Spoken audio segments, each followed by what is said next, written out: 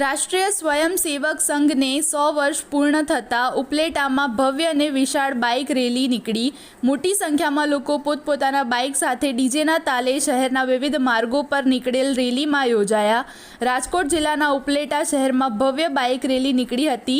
જેવી રીતે અયોધ્યામાં શ્રી રામ મંદિર ભગવાન શ્રી રામલલાની મૂર્તિ પ્રાણ પ્રતિષ્ઠા વખતે નીકળેલ વિશાળ બાઇક રેલીની યાદ તાજી અપાવી હોય તેમ ઉપલેટા શહેરમાં આજ રોજ રાષ્ટ્રીય સ્વયંસેવક સંઘને 100 વર્ષ પૂર્ણ થતાં ભવ્ય અને વિશાળ બાઇક રેલી શહેરના વિવિધ માર્ગો પર નીકળી હતી।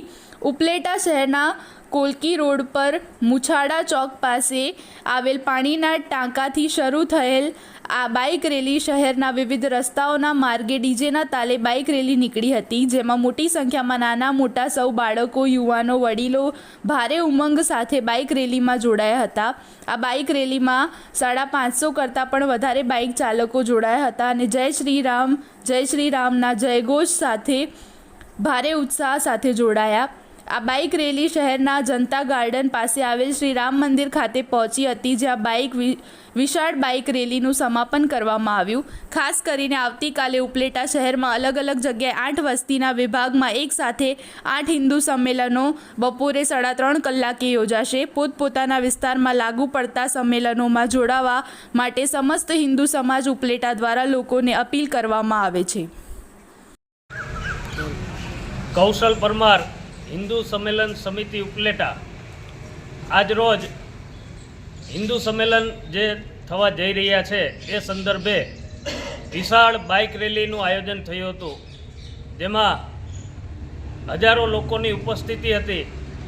આ બાઇક રેલી કોલકી રોડ પાણીના ટાંકેથી શરૂ થઈ અને બડા બજરંગ શ્રી રામજી મંદિરે આ બાઇક રેલી પૂરી થઈ।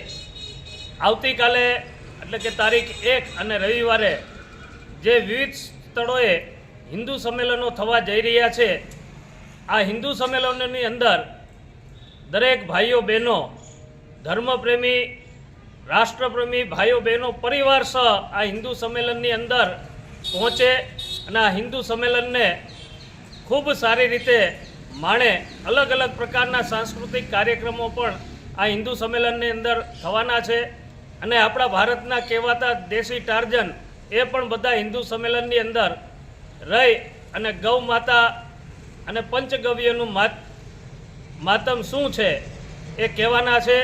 તો સર્વે હિન્દુ ભાઈઓ બહેનો આ હિન્દુ સંમેલનની અંદર મોટા પ્રમાણની અંદર જોડાય। અસ્તુ ભારત માતા કી જય।